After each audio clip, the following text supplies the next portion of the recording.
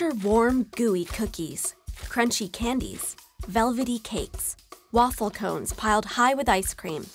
Is your mouth watering? Are you craving dessert? Why? What happens in the brain that makes sugary foods so hard to resist? Sugar is a general term used to describe a class of molecules called carbohydrates, and it's found in a wide variety of food and drink. Just check the labels on sweet products you buy. Glucose, fructose, sucrose, maltose, lactose, dextrose, and starch are all forms of sugar. So are high fructose corn syrup, fruit juice, raw sugar, and honey.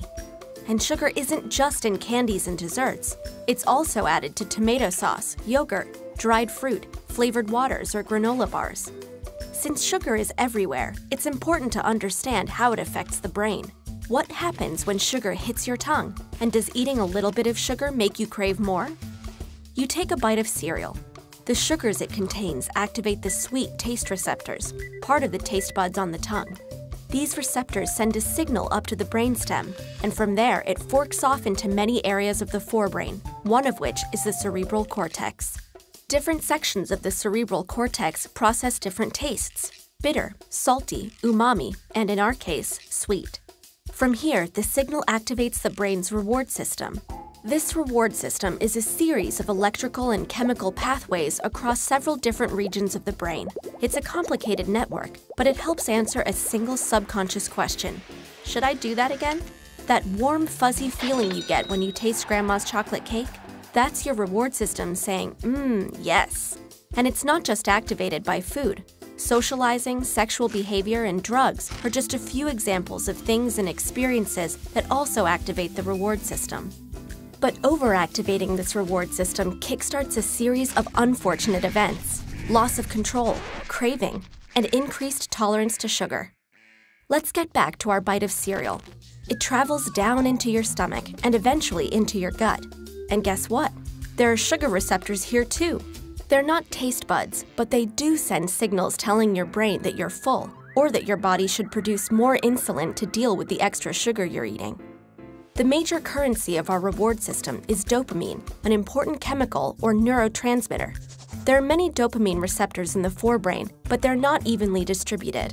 Certain areas contain dense clusters of receptors, and these dopamine hotspots are a part of our reward system. Drugs like alcohol, nicotine, or heroin send dopamine into overdrive, leading some people to constantly seek that high. In other words, to be addicted.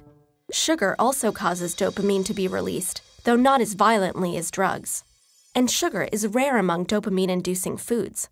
Broccoli, for example, has no effect, which probably explains why it's so hard to get kids to eat their veggies. Speaking of healthy foods, let's say you're hungry and decide to eat a balanced meal. You do, and dopamine levels spike in the reward system hotspots. But if you eat that same dish many days in a row, dopamine levels will spike less and less, eventually leveling out. That's because when it comes to food, the brain evolved to pay special attention to new or different tastes. Why? 2 reasons. First, to detect food that's gone bad. And second, because the more variety we have in our diet, the more likely we are to get all the nutrients we need. To keep that variety up, we need to be able to recognize a new food, and more importantly, we need to want to keep eating new foods. And that's why the dopamine levels off when a food becomes boring. Now back to that meal. What happens if in place of the healthy, balanced dish, you eat sugar-rich food instead? If you rarely eat sugar, or don't eat much at a time, the effect is similar to that of the balanced meal. But if you eat too much, the dopamine response does not level out. In other words, eating lots of sugar will continue to feel rewarding. In this way, sugar behaves a little bit like a drug. It's one reason people seem to be hooked on sugary foods.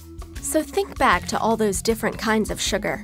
Each one is unique, but every time any sugar is consumed, it kickstarts a domino effect in the brain that sparks a rewarding feeling.